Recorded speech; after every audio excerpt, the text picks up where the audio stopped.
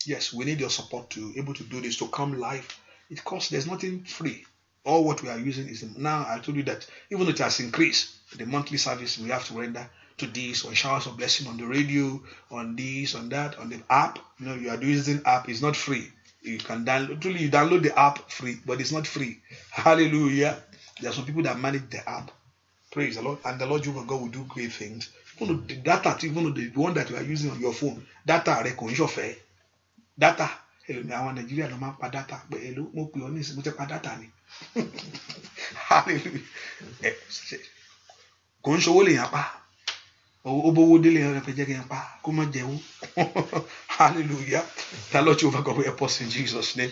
And also by God's grace, as we are going to this last December of this month, I told us we're going to fast. Our fasting this year, we begin this year in December to January. There is a way we're going to do that God has been laying it in my heart.